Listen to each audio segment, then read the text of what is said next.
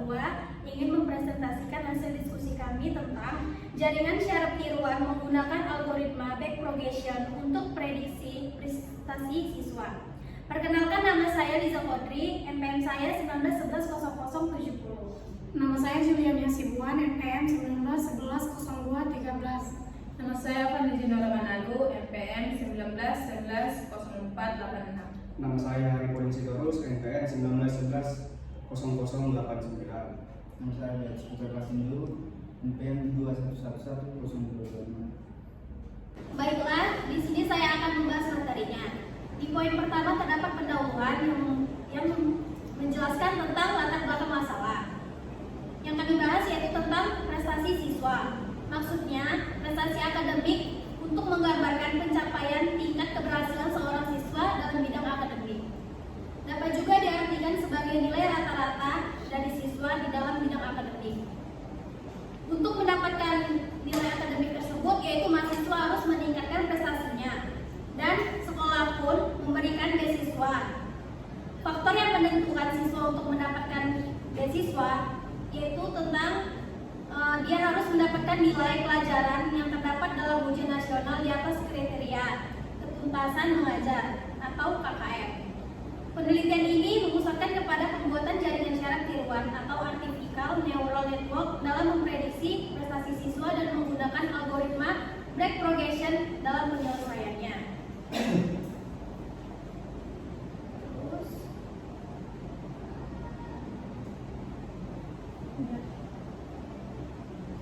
Maka penerapan ini merupakan konsep awal suatu metode untuk memprediksi siswa menggunakan alat bantu komputer yang didukung oleh jaringan syarat tiruan. Dengan sistem pemrosesan informasi yang didesain, dapat menirukan cara kerja otak manusia dalam menyelesaikan suatu masalah. Dengan melakukan proses belajar melalui perubahan ini, mampu melakukan pengenalan kegiatan berbasis yang akan dipelajari oleh jaringan syarat tiruan sehingga mempunyai kemampuan untuk memberikan keputusan. Selanjutnya akan dibacakan oleh teman saya Juliani tentang teori penyelesaian masalah. Teori penyelesaian masalah. Di teori ini terdapat pembahasan tentang pengertian jaringan. Di jaringan tersebut terdapat 3 jaringan, yaitu jaringan syarat tiruan, konsep dasar jaringan syarat tiruan, dan algoritma umum jaringan syarat tiruan. Jaringan syarat tiruan atau dikenal juga dengan neural network adalah suatu sistem jaringan syarat biologis yang ditiru oleh suatu metode komputasi yang digunakan untuk pemrosesan informasi. Memiliki karakteristik pengolahan paralel, mengolah unsur dalam jumlah besar dan toleransi kesalahan. Jaringan syarat tiruan menyebutkan 2 hal, yaitu yang pertama pola hubungan antara neuron atau disebut arsitektur jaringan, dan yang kedua metode untuk melakukan bobot pengaitan. Teori penyelesaian masalah akan dilanjutkan oleh Putra. Kerangka kerja jaringan syarat tiruan bisa dilihat dari jumlah lapisan atau layar dan jumlah neuron. Neuron tersebut terkumpul di dalam lapisan-lapisan yang disebut neuron layers. Lapisan-lapisan penyusun jaringan syarat tiruan tersebut dapat dibagi menjadi 2, yaitu 1. Lapisan input. Neuron di dalam lapisan input disebut unit. Unit ini menerima input dari dunia luar. Input yang dimaksud merupakan penggambaran dari suatu masalah. 2. Lapisan tersembunyi. Node dalam lapisan ini disebut unit.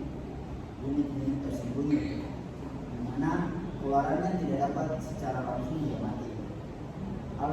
Algoritma pembelajaran atau pelatihan jaringan syarat tiruan dimasukkan contoh pelatihannya ke dalam jaringan syarat tiruan. Contohnya seperti dimasukkan perhitungan data ke dalam metode tersebut. Di poin ketiga akan dibacakan oleh teman saya Fani. Analisa penerapan metode. Maksudnya pada penelitian ini diuraikan tentang metodologi dipakai dalam penelitian dan kerangka kerja penelitian yang digunakan dalam penyelesaian penulisan dimulai dari mendeskripsikan masalah, menganalisa permasalahan, menentukan tujuan, mempelajari literatur, pengumpulan data, analisis teknik jaringan saraf tiruan, pengujian algoritma backpropagation, pengolahan data dan melakukan pengujian hasil. Metode penelitian menjelaskan pendekatan, rancangan kegiatan, ruang lingkup atau objek, bahan dan alat utama, tempat, teknik pengumpulan data, definisi operasional, variabel penelitian, dan teknik analisis. Di poin keempat akan dibacakan oleh teman saya, Eri. Oke, hasil dari pembahasan. Hal ini dapat digambarkan melalui algoritma backpropagation. Berikut ini algoritma proses backpropagation. 1. Ambil data. 2. Iterasi pertama hingga akhir dan data latihan dari data latihan. 3. Latihan dan menentukan parameter jaringan. 4. Kalkulasi error output. 5. Proses pengujian algoritma backpropagation. 6. Hasil. Oke, di sini teman saya Juliani akan menjelaskan di poin keempat. Di sini saya akan menjelaskan hasil dari prestasi siswa. Di sini udah saya tulis tentang tabel hasil normalisasi simple data input dan output, prediksi prestasi siswa. Di sini ada nilai ujian bahasa Indonesia, bahasa Inggris, matematika, IPA, dan nilai rata-rata. Dari tabel yang didapatkan bahwa X1 sama dengan 0,6559, yaitu nilai dari bahasa Indonesia. Sedangkan nilai bahasa Inggris itu X2 0,59,3. Sedangkan nilai IPA dia X3 sama dengan 0,50000. Sedangkan nilai IPA X4 sama dengan 0,6217. Dan nilai rata-rata 0,5904. Baru diketahui S1 dia kita ambil dari nilai ujian tersebut dari bahasa Indonesia, bahasa Inggris, matematika, dan IPA. Yang poin pertama itu nilainya kita buat X1 sampai X4. Baru F11 dia kita ambil dari tabel input layar dan layar bias. F11 sampai F42.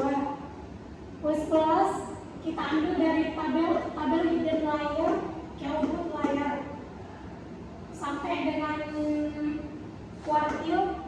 kuartil min 1,3499 itu kita ambil dari Z1. Di sini saya akan menjelaskan langkah pertama. Dengan rumus X sama dengan 0,8 dikali X dikurang B per A ditambah B ditambah 0,1. X-nya sama dengan 8,60. Itu dari nilai sampel.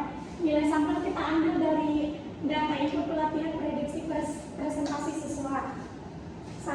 Baru 0,8 dikali 8,60. 8,60 itu nilai X, yaitu nilai X nilai sampel dikurang nilai minimal, nilai paling rendah di dalam tabel prediksi prestasi siswa per 9,50 yaitu nilai maksimal ditambah 6,55 yaitu nilai minimal ditambah 0,1 sama dengan 0,8 dikali 2,05 per 16,05 ditambah 0,1 sama dengan 2 per 16,05 ditambah 0,1 sama dengan 0,12 ditambah 0,1 sama dengan hasilnya 0,22.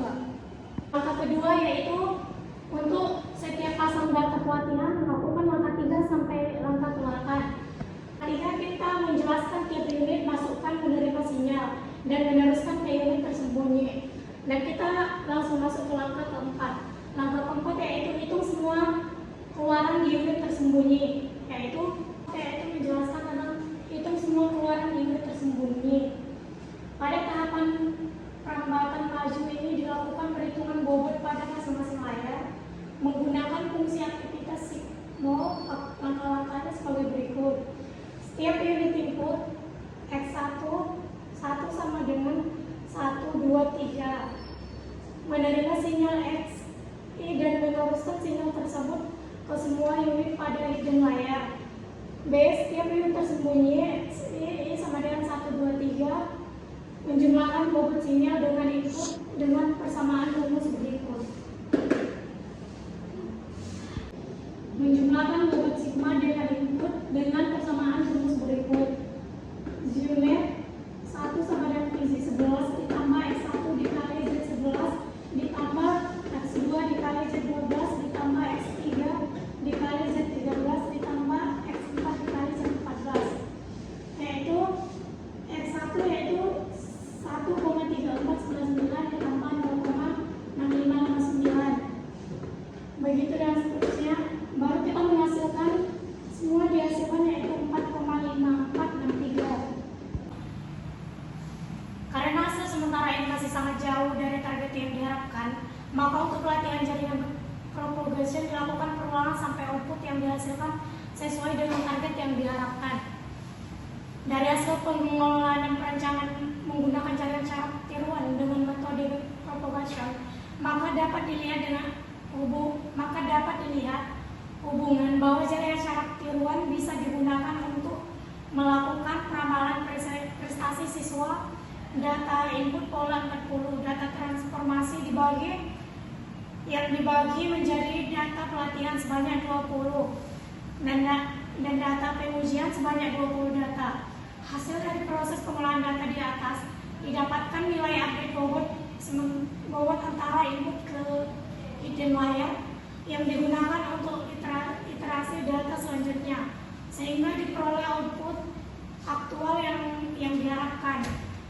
Berdasarkan tabel 8 diperoleh hasil bahasa Indonesia 0,6559, bahasa Inggris 0,5903, matematika 0,5000, IPA 0,6217.